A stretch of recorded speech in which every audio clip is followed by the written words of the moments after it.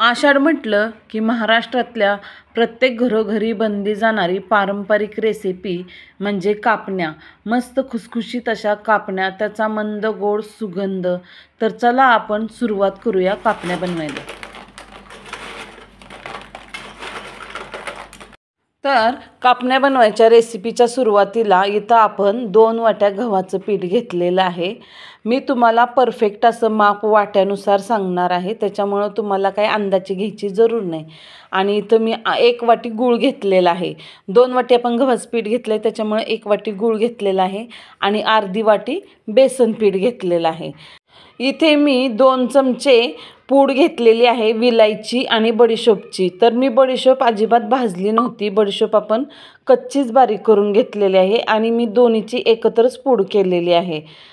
सुरुवातीला आपण 1 वाटी गूळ घेऊया आणि त्याच्यात 1 वाटीच पाणी घालायचं. गॅस एकदम मंद ठेवायचा, पाणी फक्त गरम होईपर्यंत. आपल्याला काही याचा पाक वगैरे बनवायचा नाही आहे, त्याच्यामुळं गॅस मंद ठेवायचा आणि गूळ सगळा विरघळून द्यायचा. बघा आता गूळ सगळा विरघळलेला आहे.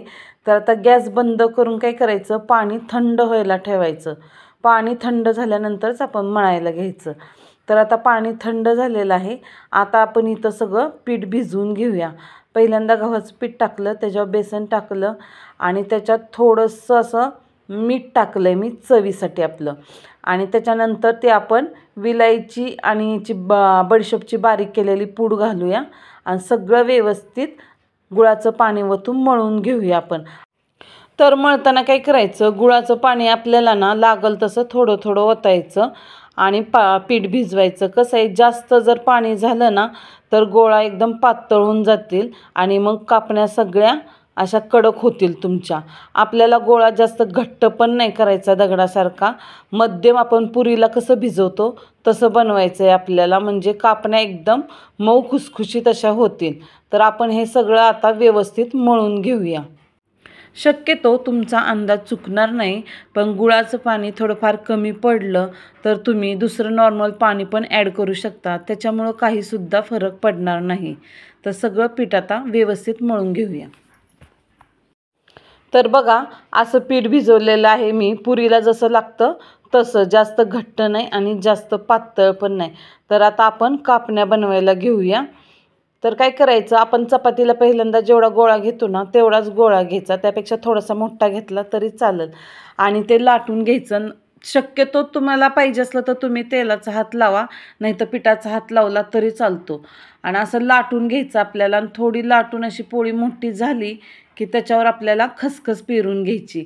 म्हणजे खसखस कशी आपण लाटताना त्याच्यावर बेलनं फिरवलं का नाही की रुतून बसल, तेलात सुटणार नाही, म्हणून अशी खसखस सगळी घालायची आणि त्याच्यावरनं बेलनं फिरवून घ्यायचं. आणि परत ती पलटी करून दुसऱ्या बाजूने पण आपल्याला खसखस लावायची आहे, म्हणजे दोन्ही साईडनी सुद्धा खसखस दिसेल आपल्याला कापण्यांना. आणि ह्याच्यावरनं पण परत बेलनं फिरवून घ्यायचं आहे आणि त्याच्यानंतर आपल्याला कटरने अशा कापण्या काढून घ्यायच्या.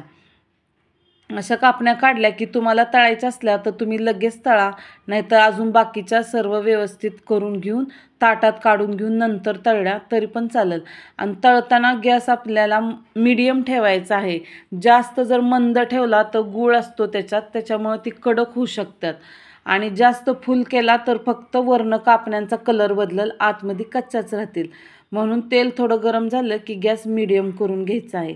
आणि कापण्या तुम्हाला कशा पाहिजे, कडक पाहिजे जर असल्या ना तुम्हाला कापण्या, तर एकदम पातळ पोळी लाटायची, म्हणजे चांगल्या कडक आणि कडकडीत अशा कापण्या मिळतील.